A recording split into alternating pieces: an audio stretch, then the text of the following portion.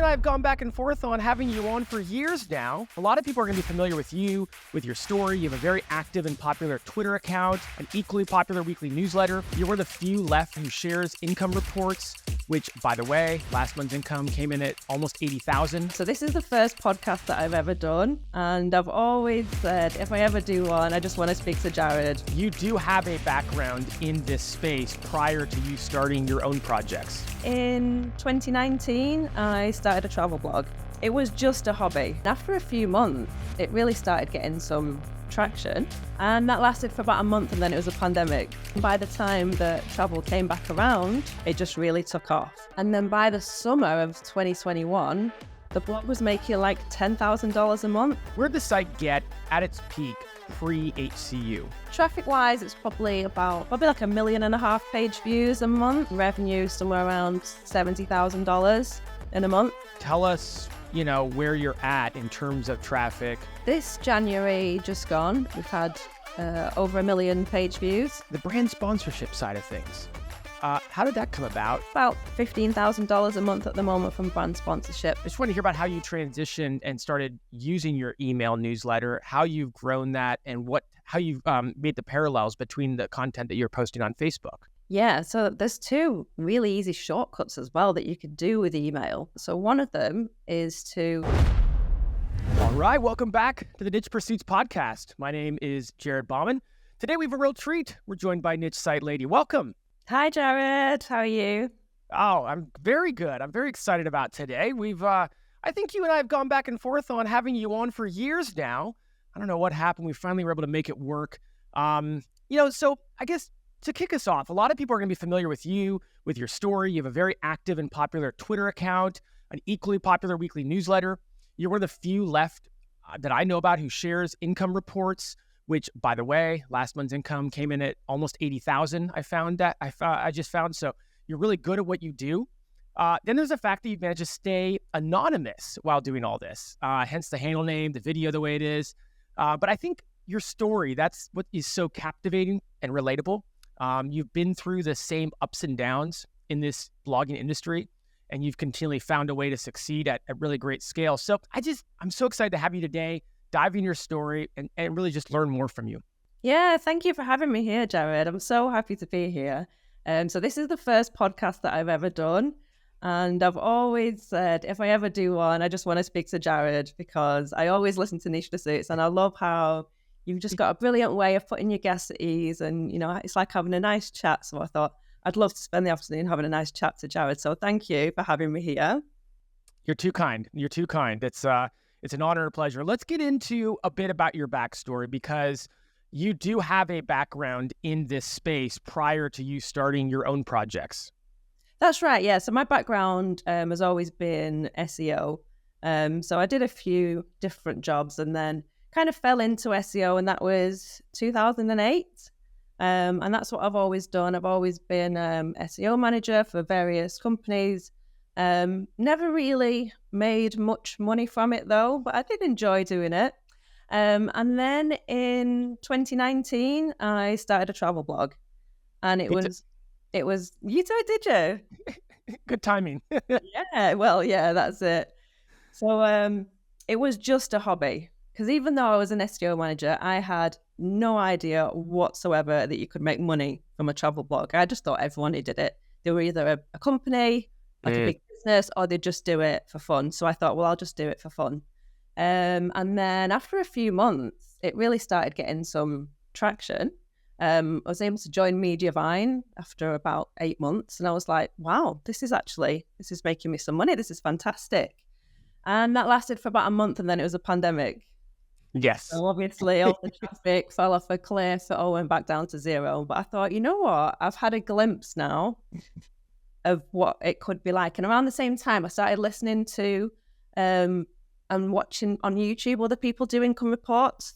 So I was watching Fat Stacks on YouTube doing his income reports, and Miles Beckler talking about how much money he made and people like that.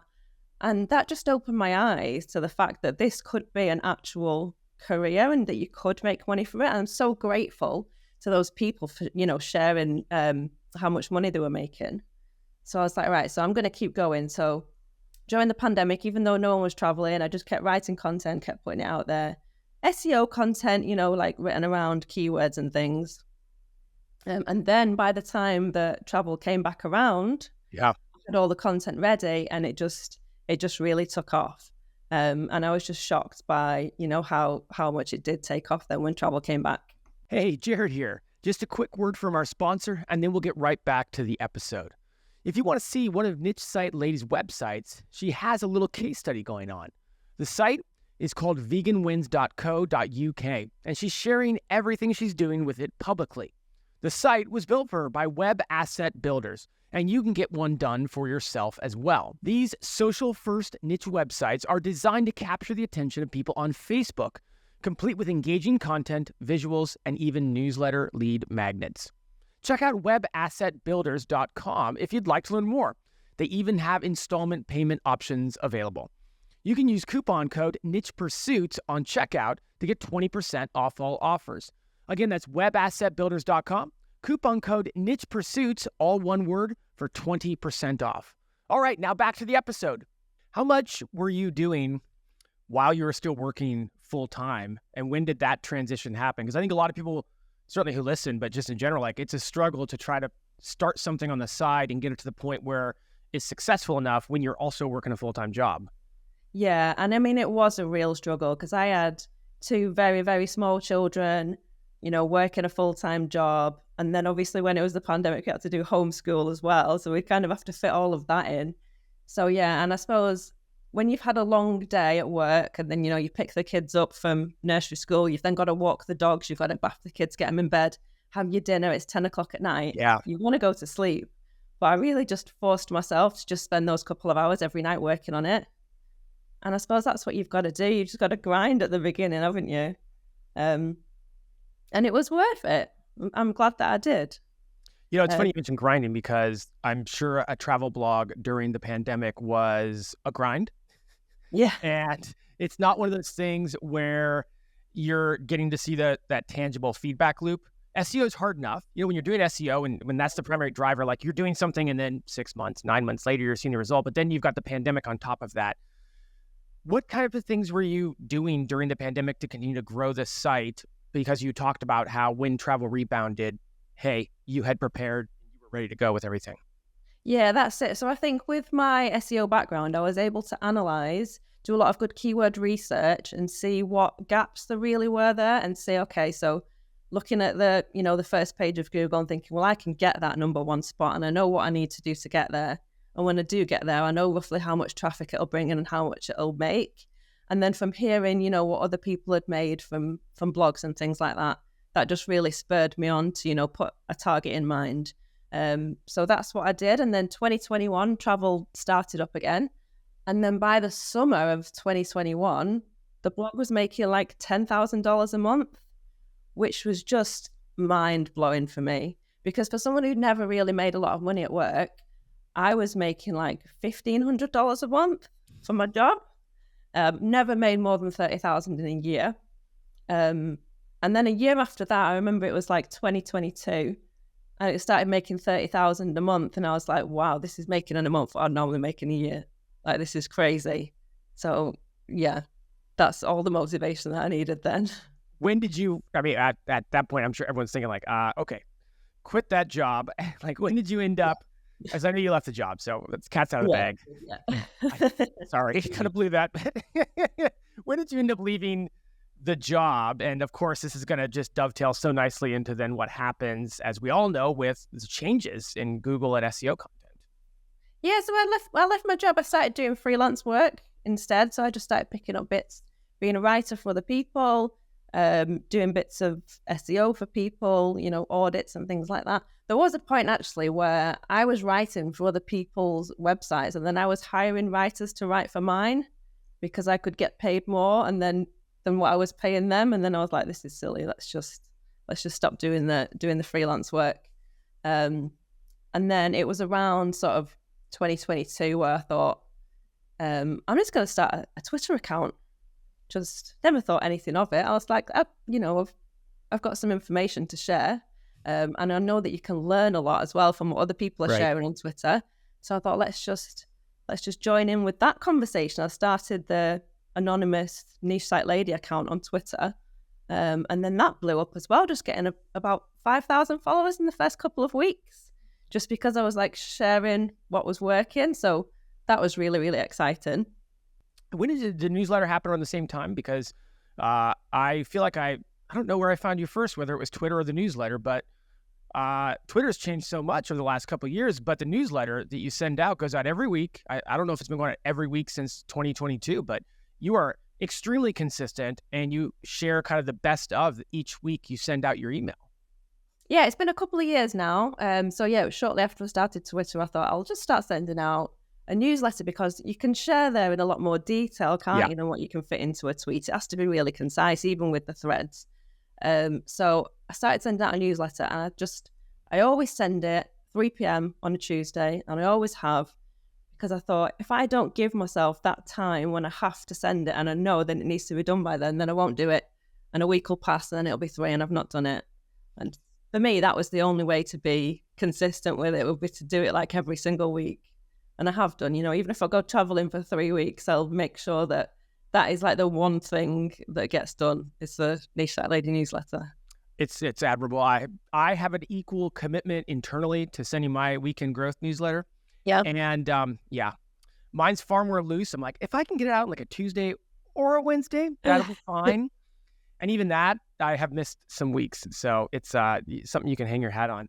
I mean, we could do a whole podcast about how you grew that site on the back of what you learned doing SEO and then grew that to the brand it was. Maybe just before we transition into the elephant in the room, the helpful content update and what it did to content sites, and then what you've done after that, because that's what's going to be most interesting to people. Before we transition to that, where'd the site get at its peak pre-HCU? What was it doing, either traffic or revenue or whatever you're comfortable sharing? Yeah, so traffic-wise, it's probably about, I can't remember exactly, probably like 1.5 million page views a month. Revenue somewhere around $70,000 in a month. Yeah, that was just before the HCU. But for me, it was a little bit different. So the HCU seemed to really affect everyone in about September 2023, didn't it? Yeah. But for me, it didn't. It was kind of 6 months later. Okay. It was like March after. Well, there was that double whammy where the March core update, right? Was that 2023 March core update or 24? 24, yeah. Yeah. So, about a year ago now. Yeah, that one caught up a lot of people that hadn't gotten caught up in the HCU. Yeah. So when the HCU happened, and obviously because I pay a lot of attention on Twitter and I saw what everyone was saying, and it had really, really affected most bloggers quite badly, hadn't it? Yeah. And it only probably like dinged mine a little bit, a tiny bit. So I was like, wow, that's a bit of a warning flag for me, because I thought even though mine hasn't been affected yet, there's a good chance that it's coming. Yeah. So that gave me that kind of 6 months buffer of time to start pivoting already. So I already had things lined up for other traffic sources. And then it was sort of March 2024 when it lost the bulk of its traffic. And it's probably still about, the organic traffic is probably still 70% down what it was. But luckily managed to make up for that primarily with Facebook traffic instead. Let's talk about that pivot, which it sounds like, again, you were able to think ahead, able to kind of read the tea leaves, look ahead, see what was happening. I mean, I hear threads of that from the first part of your story where you have 2 young kids, you're working a full-time job, and you're still able to put in the hours. It's an admirable work trait. You're able to put in some time ahead of time so that when March 2024 happens, you lose 70% or so of your traffic. You have other things. You ended up on Facebook as a primary traffic source or primary, thing you focused on, we'll say. But you tried other things, I believe. What else have you tried that hasn't worked? And then we'll spend the bulk talking about what did. Yeah, so I've dabbled in little bits like Pinterest, which I know people do really, really well with Pinterest in travel, but I think I've just been a little bit lazy with it, and I just kind of outsource it to someone who uses the tool, and I pay her like £100 or £200 a month, and it makes about 500. So, I'm just kind of leaving that. That's one where I probably should go after it, because I know that there's probably a big potential there. And that one is kind of a backup as well. So it's like, if the Facebook stops working, Right. then maybe I will actually put some time into learning, how to do Pinterest. Dabbled in YouTube, like made about 50 videos, which now probably make about £500 a month. So if I think that as an hourly rate, that's not good.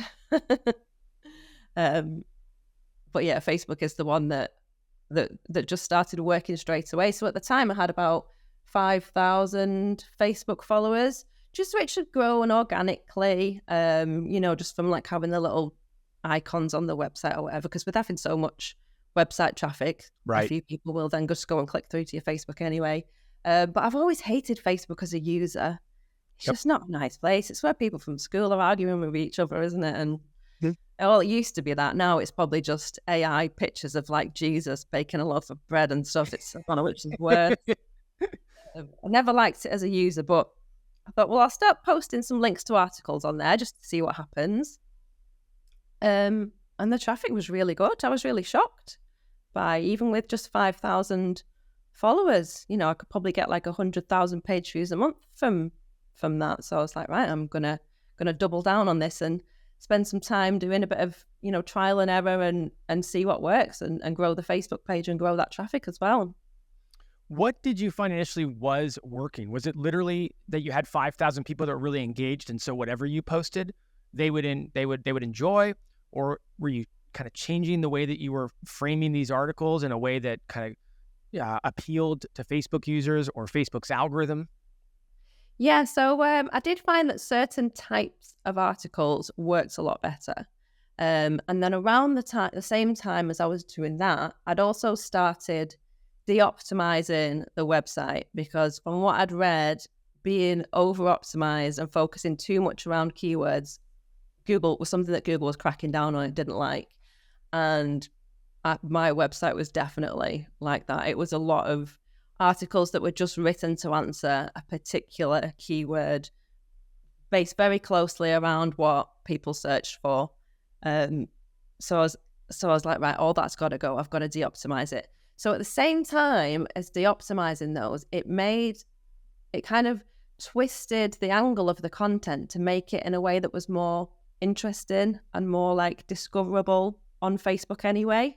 So for example, if I had written a post before and it would be like, what size hand luggage can I take on a Ryanair flight?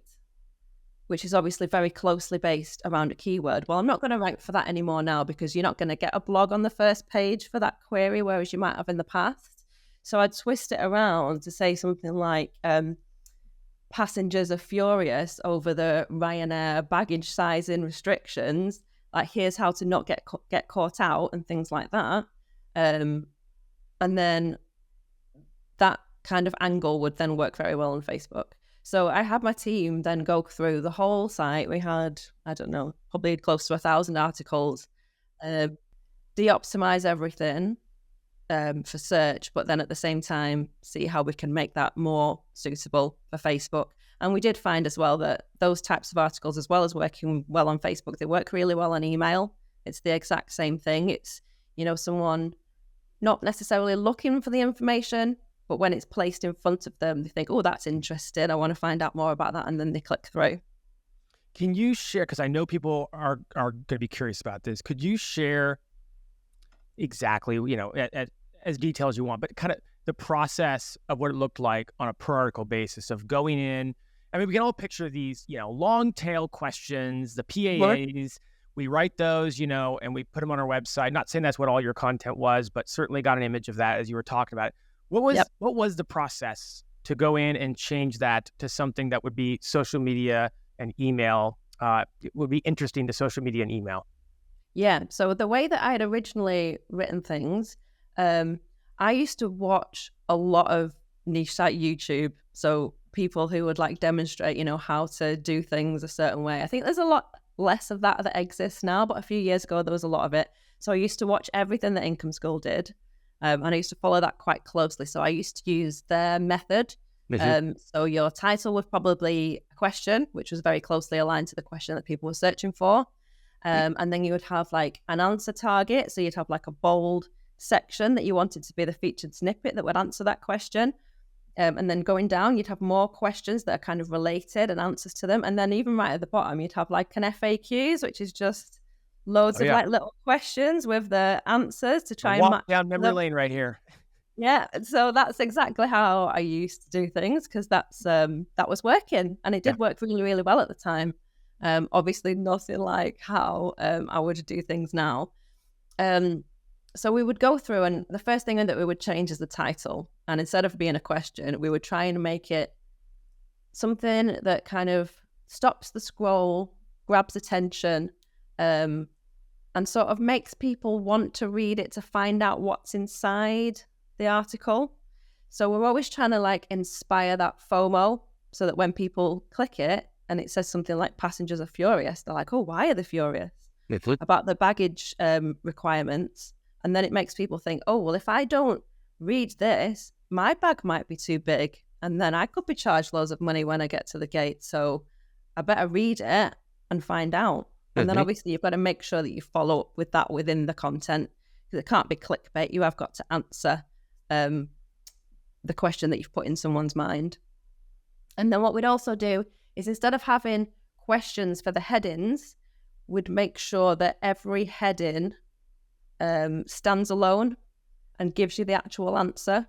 So, for example, instead of the heading being how heavy can your bag be, the heading would be bags must be under 10 kilograms.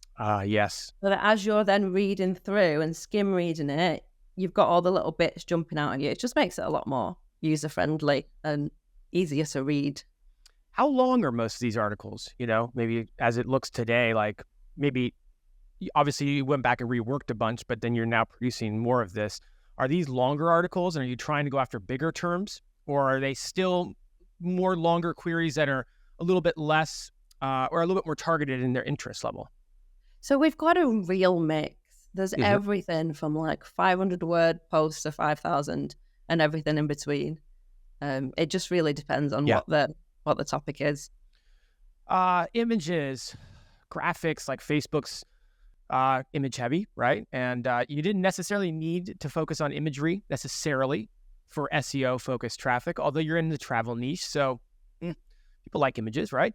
Was there any transition on Facebook at the time, or even as you're doing it now, for a change in the way you approached images?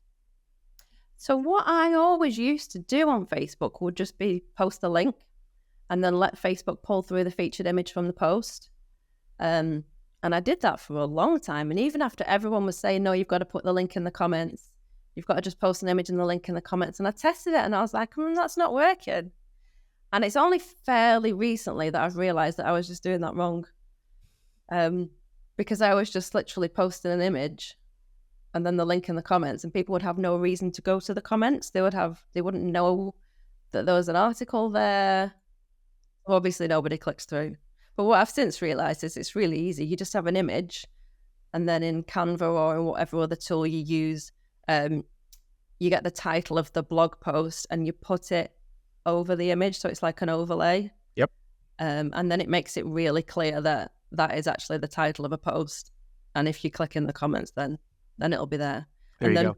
something in the description above as well to kind of, I would never say like check the link in the comments or anything like that, but just something more subtle to spark a conversation and make people then go to the comments where they found it. So since I started doing it that way, that works loads better. So you went through, this process of transforming all your content, getting traffic from Facebook. Where does all this fit into the timeline of, we've got this September 2023 helpful content update, writings on the wall, March 2024, organic traffic plummets. Where does all this fit into that timeline? When did you start to kind of recover overall traffic as a byproduct of all this stuff you were doing for Facebook? Yeah, that's a good question. It's tricky because travel is very, very seasonal anyway. Right. Yep. So you get the big peak in January when everyone just wants to plan their travel for the summer because they're sick of it being January and they want to get away. And then there's a bit of a peak in the summer while people are actually traveling, and then there's kind of troughs either side. So it is tricky to say, it went up then, it went down then, because it kind of would have done anyway, apart, we know, with seasonality. Right. But because I'd already started growing the email list and building the Facebook audience, before it was really affected by the Google updates. There wasn't too much of a dip in between. I've been quite lucky like that. Well, it's clear that you were able to rebound the traffic. Like, tell us, where you're at in terms of traffic. You talked about how you're only getting about 30% of what you used to from organic search. You've made up for that, probably sounds like most of it Facebook. Like, give us an update on where things are at, as best you can, noting that there's seasonality, so traffic's going to change based on seasons and revenue will change based on seasons. Also, tell us how you're monetizing. What are your primary monetization methods? Yeah, so this January just gone, we've had over 1 million page views again, which is fantastic. Organic search is now only 33% of the traffic to the site, which is a goal that I'd set for myself. I thought if I can have just a third of the traffic coming from Google, and then ideally a third from Facebook and a third from email, then that's a very solid base then, because it means that any one of those can disappear and we'll be absolutely fine. And I now feel very, very relieved that even if the Google traffic drops to zero, it will be absolutely fine. And that is a fantastic position to be in. So yeah, we've got 33% coming from organic search, 44% coming from Facebook, 10% coming from email, and then the rest, a little bit, 5% maybe from paid Facebook ads and 5% from direct. Just like Google Discover mostly. So yeah, that's feeling a lot more balanced. And then the other thing that I wanted to balance out was I used to have like 90% of the monetization with display ads. Yeah. And that was something that worried me a little bit as well, because, you never really know what's going to happen there. There's always the thing with third-party cookies looming, even though it keeps getting kicked down the road, doesn't it? It's always there. So I do want to be that for 4 or 5 years now. Yeah, I want to be in the position where, even if display ads get turned off, for example, that'll be absolutely fine. So that's something that I have been working on as well. So now I'm still on sort of 60-70% of the income coming from display ads, but I'm really working on increasing the percentage coming from affiliates and brand sponsorships, particularly brand sponsorships. So we're at about $15,000 a month at the moment from brand sponsorships. So we really do want to ramp that up, because that's something that you can make money on really without having to even rely on website traffic. A lot of the time, brands will pay to appear in the email newsletter, or I'll do sponsored posts on social media, Facebook, Instagram. So that's something that I really want to ramp up this year as well. Hey everyone, Spencer here, founder of Niche Pursuits. Did you know that you can find and fix your orphan pages in the WordPress dashboard with Link Whisper? An orphan page is an article you've published with no internal links pointing to it from other articles on your site. Why should you fix your orphan pages? Well, it makes your site easier to crawl for Google, which can lead to more search traffic and improve your UX for your visitors. With Link Whisper, there is no need for expensive crawlers and tedious spreadsheets. Link Whisper simplifies the entire process. The orphan page dashboard in Link Whisper shows which pages need attention. It even recommends the perfect anchor text for your internal links. Ready to revolutionize your site's internal linking? Try Link Whisper today. Use the code PODCAST and get $15 off your purchase. And you've managed to, from what I can tell, to eclipse your average earnings HCU, pre-organic traffic change. You've managed to eclipse those, right? Or at least meet those. And so you've kind of almost had a complete rebound, but now you're incredibly diversified in traffic sources and continuing to diversify and on a path to diversify where that revenue comes from.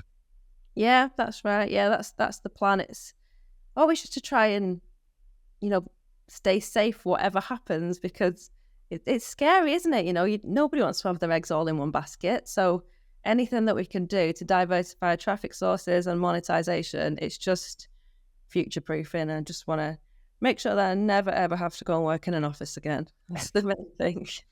Well, congrats on all this work. It's a lot. And that's the thing, I think you put in a lot of work. You didn't just walk away from the project when the March update happened, or when you realized that it was going to be a lot of work to transition into the next evolution of an online website. So you put a lot of the work. Let's spend the second half of the interview I'm going to try to get as much out of you in terms of nitty-gritty tips as I can. So let's go back to Facebook a bit. You shared, hey, here's exactly how I'm posting it now. Here's what I've learned. What else would you tell people who are who have a lot of content, are willing to make the transition to taking that content and making it more applicable for social media? But what other tips would you have for how they share that on Facebook? Yeah, so I think the first thing to think about is whether your niche site is actually suitable for Facebook. Because I've had a few different sites. I think the most I've been running at once is about 6, and the travel one has always been the main one. But with the others, I've not been able to pivot them away from that organic search model and onto Facebook. So, for example, one of them I've got is a gaming site, and it's about tips about how to play particular games. And the idea is that someone would be playing the game, they'd get stuck, they wouldn't know what to do next, they'd pick up the phone, and then they'd find the answer and they'd continue with the game. So all of that traffic, there's no way to make that work on Facebook. I've looked to see if there's any other kind of pages that are about it, and they're not. The audience just isn't there. The audience on Facebook, it tends to be, people who are 40 plus, whereas people who play the game tend to be more like teenagers who are just not on Facebook. So that's the first thing you need to think about, is that not every site is suitable for that. But then if it is, then yeah, you can just think about the kinds of content that will work better on Facebook. And it really does require a kind of mindset change to get into the mind of the Facebook user. Like if you've been writing things for search for so long, like I have, it's just a completely different type of content.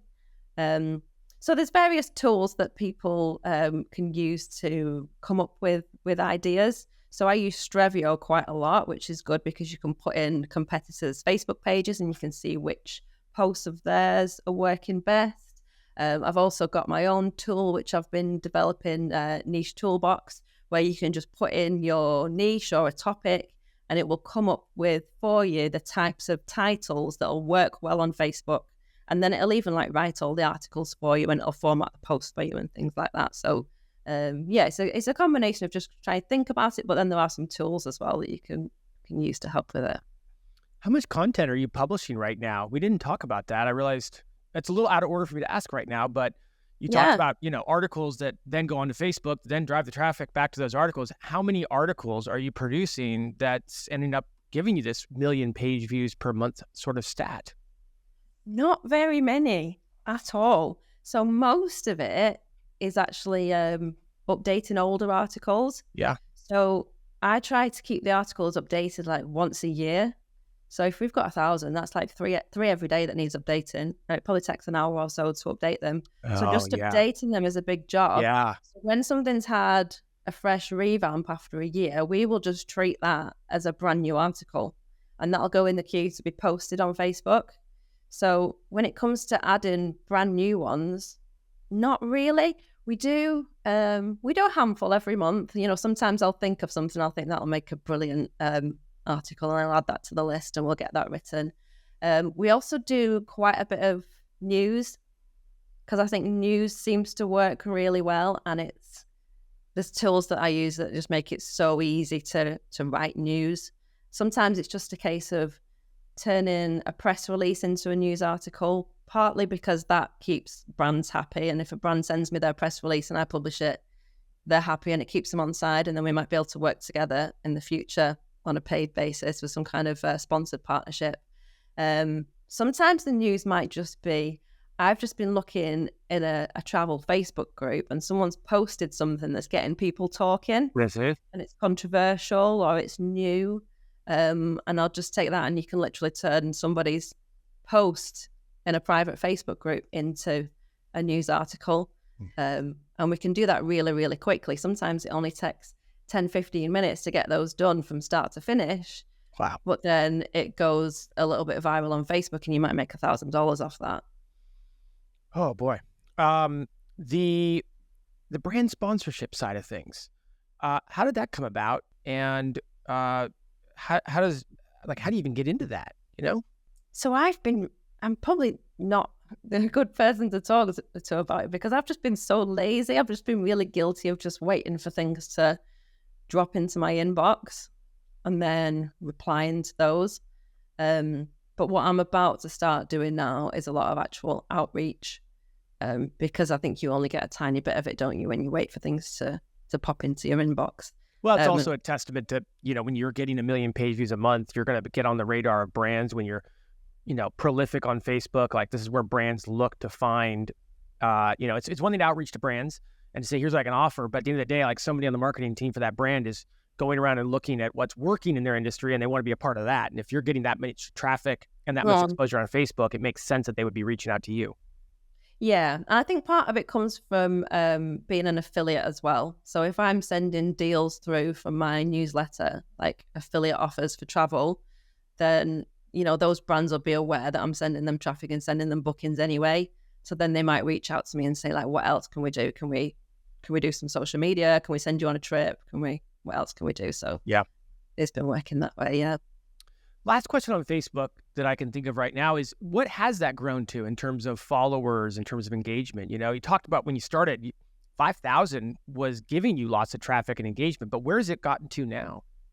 So at the moment, it's got about 80,000 followers on Facebook, which is still pretty small when you think what some Facebook pages are. There's plenty of pages that have at least 10 times that.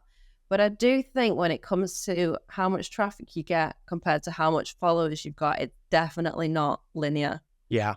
And I think even with 5,000 or 10,000 followers, you can really get a decent chunk of traffic from there. Because I think it's like anything on social. The people who see your content, the people who click your content, it doesn't mean that they follow you. I had a look the other day to see on YouTube, and it's like, it said only out of, like how many people subscribe to your YouTube channel and how many watch it. How many end up watching, like 2.4% or 19.5%? Only like 1% of people who watch your videos have subscribed. Yeah. It's like that. So it's the same kind of thing with Facebook. So, you can have 5,000 Facebook followers, but then you can send 100,000 people to your website every month because it's not the same people. The follower count is, it helps, but it's not the main thing. The main thing is that you can create interesting content that people, it stops the scroll, first of all, makes them want to click through, makes them comment on it, makes them share it with a friend. And if you can create some really useful things as well, I think a lot of the sharing probably happens off Facebook.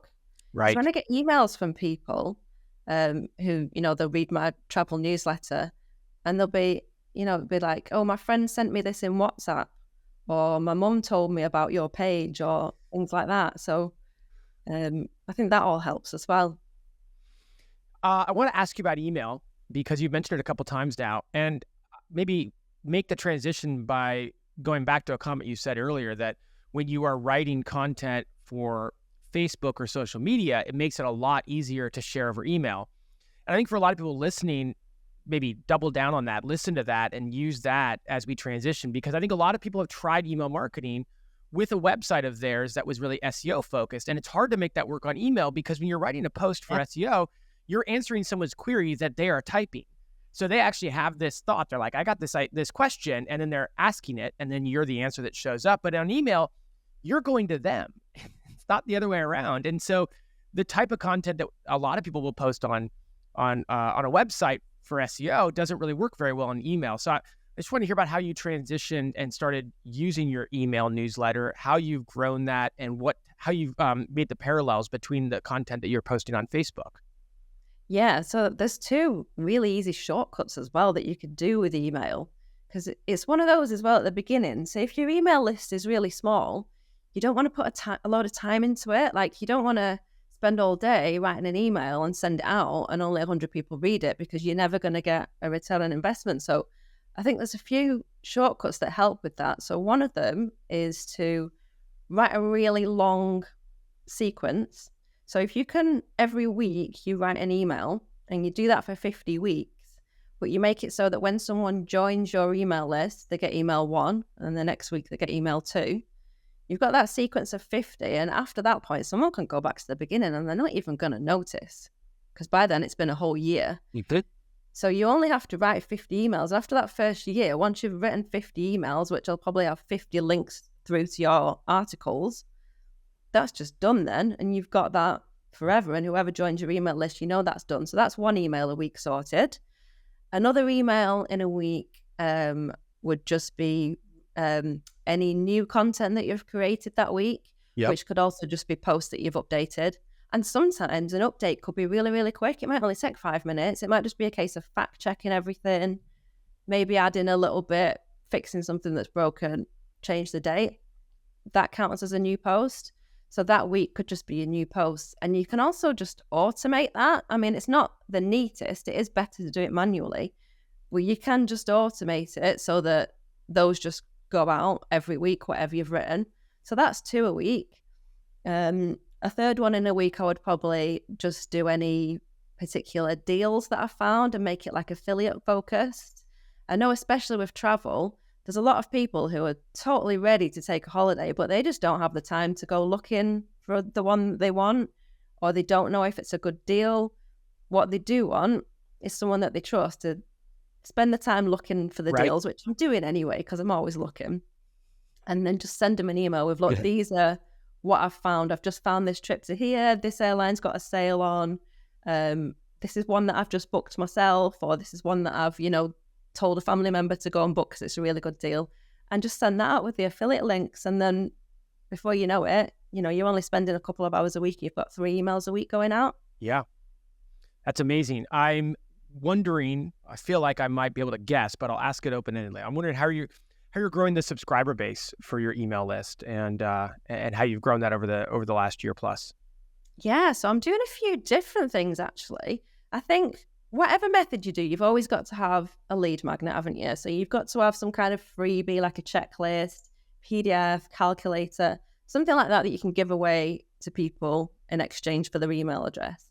So traditionally, what I've always done is I've just had those on the site, sort of, a relevant place in the content. Here's a calculator for this.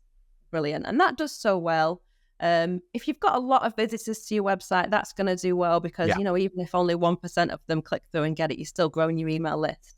But then what I've started doing recently is 2 new methods that have been working really well for me. So one of them is using Facebook ads with the exact same freebies that you're giving away anyway. Yep. There was one that was a travel planner, and I was selling it for a while. I was selling it for about $13, and it would make sales every now and then, but it wasn't really making much money. So I was like, well, I'm just going to give that away for free. So my Facebook ads are just literally, here's this planner. It was $13. It's now free. Click this button if you want it. And people just pop their email address right in there on Facebook, and they get the planner. So I'm getting email subscribers that way for about 20 cents each at the moment. Yeah, that's great. Which is pretty good. Yeah. I'll make that money back within a month or 2 with them, clicking on affiliate links. So that's good. I'll keep doing that. And then the other way that I've been doing it without ads is using ManyChat. I feel like I'm a little bit late to the party with ManyChat, but I absolutely love it. It's so good. So with that, I'll just do the same, but I'll just do an organic post. It might be maybe a picture of me holding the planner that I've printed out and be like, look, I've made this. If you want it, comment planner and I'll send it to you. Put that out on Instagram, put it out on Facebook. People see it, they'll comment planner, and then they get a DM from ManyChat and they put their email address in and it sends them the planner, and then they're on the email list. And ManyChat is super cheap, isn't it? It's like $15 a month. It's the best deal in history. And then they're free email subscribers. So yeah, if you've already got a following on social and you just want to convert them, that's a great way to do it for really, really cheap. What have you found has been the most successful from a profit standpoint with your email newsletter? You're driving people back to your content that you already have live, so you're getting the display ad revenue. Affiliate, offers. You talked about, hey, here's, I won't presume what it is, but some affiliate offer you're promoting, and because they trust you and they follow you and they want the easy button, they're willing to book whatever it is you promote. Some other form of monetization on email. Like, what have been, the biggest drivers of revenue as it relates to your email newsletter? So that's a really good question, because I I get half of my website traffic from the UK and half from the US. I was going to add on my list to ask you about. So good. Yeah. Go ahead. So the email list is 50-50 as well. Wow. So I do 2 separate sends because I tailor it because the audiences, they go to different destinations. Yeah. Very different things. So I tailor it. So with the US side of the audience, it's very much just sending traffic back to the site because the RPMs for the US are huge for me. They're like $100 quite often. Gosh. Yeah, massive with the UK, with the US side of it. So they mostly just get funneled back to the site. But then with the UK audience, they mostly get the affiliate offers. The RPMs for those guys are like a quarter of what they are for the US. But then the affiliate offers make me so much more because I'm in the UK and I'm finding deals for people in the UK. They're the offers that I'm looking at anyway. Yeah. So if I'm looking at holidays, I might be going to Spain or something, and that's where people from the UK go, whereas not so much from the US. Big trip for me. Yeah, exactly. You're not just going to go there on a cheap, 4-night break. The UK people are, and that's the kind of deals that I'm looking at anyway. So with them, it's affiliate. And that's something that I've learned is that for being someone who doesn't live in the US audience is brilliant for ad revenue, but then when it comes to affiliate, it's totally the other way around. Fascinating. Interesting. So you've tried affiliate offers, even though you don't live here, you're like, let me try it, and it hasn't worked as well? Or you just haven't tried because the RPMs are just so ridiculously good? Yeah, I've tried it, and I just can't make it work. I don't know. Maybe I'm like just not tuned into what people want, or maybe the programs aren't as good. I don't know. I just can't make affiliate and travel work in the US. So if anyone's good at that, get in touch with me. Reach out. Yeah. So, need help. We've got these 3 pillars you talked about in terms of your traffic sources. And correct me if I'm wrong. I was just taking notes as you were talking. You got Facebook, you've got email, and then you've got all the other stuff that you've tried or are trying. What is going forward? Like, what are you keen on? Is there any new channels you want to try? Are there any new areas of growth you're looking to put time and effort in? Seem to have the Facebook and the email pretty well down, but where are you looking in 2025 and beyond? I'm really just looking to continue to grow the Facebook and email because, I've still only got 80,000 Facebook fans and probably maybe 100,000 on the email list. So that can grow so much bigger. There's a real potential there. Yeah. So it's just a case of growing that larger and then working more with brands on sponsorships and affiliates. Really, that's I was going to say. Then there's the revenue side of things, and you talked about diversifying the revenue. So you got traffic sources, you got revenue sources. We just talked traffic sources, but revenue-wise, you've got display ads humming along. Those RPMs are to die for. And then you've got obviously this other part, which is brand sponsorships, affiliate. And you talked about growing brand sponsorships. Is there anything in terms of affiliate because affiliate's a topic, by the way, for travel that's very nuanced. A lot of people talk about how valuable affiliate is. A lot of people try to avoid it. So anything going forward that you're going to try to grow with brand sponsorships and affiliate, you have touched on that a bit, but just trying to kind of bring it together so we hear where you're going in 2025. So this week we've been working on sort of refining the packages that we can offer to people. How we package that up with a sort of a bronze and a silver and a gold tier, and then what people get for those in terms of, do they get sponsored posts? Do they get, mentions in email newsletters? Do they get like a unique email newsletter that's just promoting them? So packaging up those different types of things just so that we can scale it up, because at the moment it seems to be, someone will reach out and say, we've got a budget, we've got €7,000, what can you do? And then I'm like, oh, what can I do? It's like starting from scratch every time to put all bits together. So it's just working on the systems and the processes more so that we've got that in place, and then we can start then reaching out to people and having those conversations and just having everything ready and having a bit of a production line of it as well to make sure that we can get everything done. Because especially if they want me to actually travel to the destination to take photos and unique video, that's obviously something that's then all got to be factored in. So right, yeah, which is a huge time suck. Yeah, it's got to be worth it. at first, when I first started, I used to think, oh, wouldn't it be fantastic to be invited on a trip for free? Like that's the end goal. That's the dream. And then sometimes it's like, well, it's not really, because if I've got to take like a full week out of the office, and some of the trips are only like little cheapy ones anyway. Yeah. Yeah, you can't say yes to everything. It's funny how the roles get reversed a bit from the beginning to where then you have to start evaluating how much time it takes. It's a job rather than just to travel. It probably dovetails perfectly into my last question for you, and that is about how you do it all, how you have balance, how you achieve this while still being, you talked about being a mom, you talked about growing this, you have obviously your niche site lady newsletter. You have other sites we didn't get to talk about. I wanted to, by the way, but there's just too much good stuff happening. So I'm not going to go into all it. But you have other sites, other projects you're doing. Like, maybe just to wrap it up, how do you balance it all? How do you stay focused? How do you not get distracted? How do you get so much done in so little time? It's kind of a productivity question. It's kind of a work-life balance question. But I'd be remiss if I didn't ask you, because I'm so impressed by all you're able to accomplish with all the other obligations you have. It's definitely a juggle. It's always been a juggle. And I think naturally I'm a very sort of disorganized, chaotic person, like always have been. And then with, trying to fit so much in, I really don't work as many hours as I used to either. Like, I used to work a lot. I used to work all of the hours. And now I don't. I'll take the kids to school, and then I'll either go to the gym or I'll walk the dog. And then, I'll finish sort of early afternoon, pick them up from school. And then I'm away traveling like once a month as well.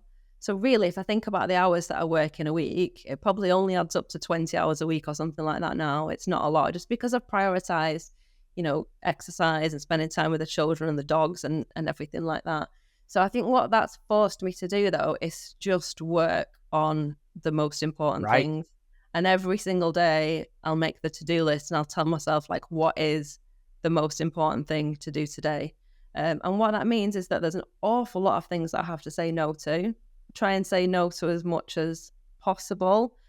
And then it also means that some things just don't get done, and that's really hard. So, for example, in the summer, I went on a few trips where I've been and I've filmed all of the content to make YouTube videos, and it's all there, but it's not been edited and the videos aren't out, and it's 6 months later.